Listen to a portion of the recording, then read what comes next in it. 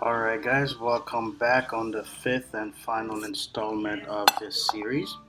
As always, if you like what you've seen, leave a comment. Constructive comments are always welcome, and don't forget to hit subscribe. So right now we are pretty much done. All we're doing now is some house cleaning. First thing we're going to do is we're going back into XAML for my switch, and the source right here, we are going to remove that because we are now going to apply it wherever it is we are calling our control. In this case, I'm calling it on main page.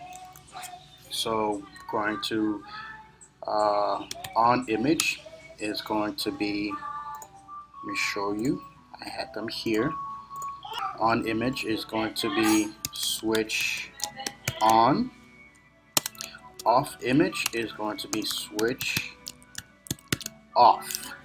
Okay, so now that we've done this, there's a couple more things that we need to do.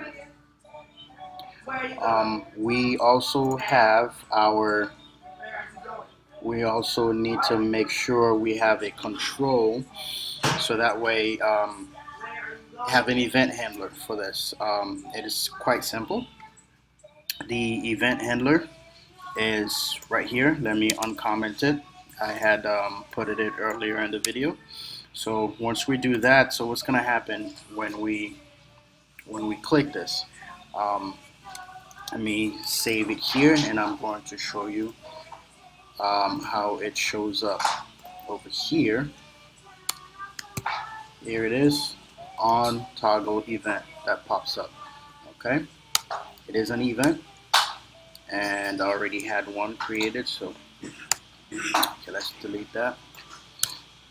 Okay, we have an event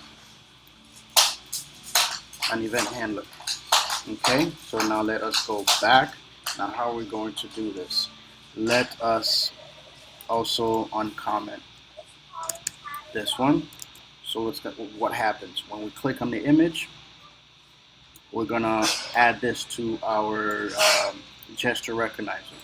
As you'll notice, typically when you have, it should be like this: public void, say my toggle. We usually do object sender and event arguments e. That's usually how we write it. Okay, but we're particularly for this one, what we're going to do is, since we already have a tap gesture here, up here in the constructor, we don't need to create that. What I did is I just added to the tap gesture. Okay, and also it's very important that I show you this. If I just put sender here, I'm going to show you what happened if I put send. Let's see what type of control we're going to get when you do this. Let's say control is equal to sender.get type. Okay, sender.get type. Let's put it toString. Okay, and we uncomment this, and we, let's say, go control. Alright, so why am I doing this? Remember that I put the tap gesture is not on the switch itself, it's on the image. So if it was on the switch, when I tap anywhere here, including in the label, then this event would fire. But I have it so that it only fires on the image.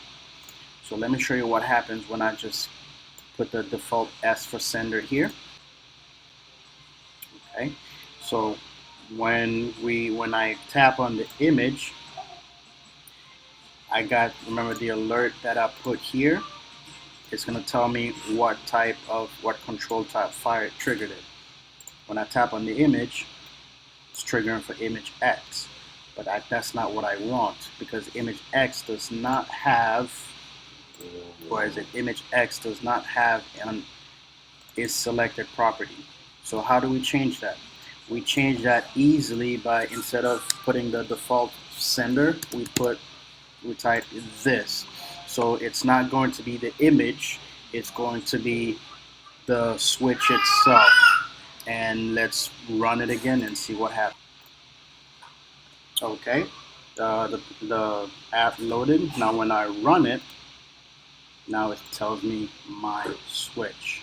Okay, click again, my switch. So now that we got the right control type, we can now definitely do some other stuff with it. We can properly access all the properties in the control. Now let us go. Let me show you. Oops, put that, and I can say switch is now,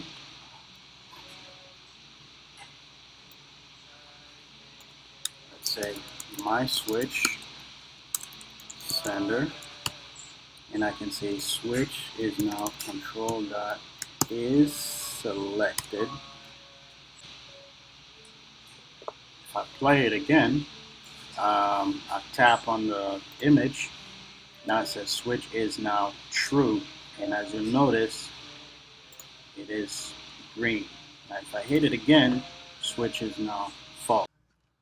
Alright guys, this is it for this video. Thank you for watching. It's been a pleasure as always. If you like what you've seen, subscribe and leave a comment. On the next video, we're going to I'm going to show you how to tweak the label itself, as far as changing the color and the font for the label. So I'll see you on the next video.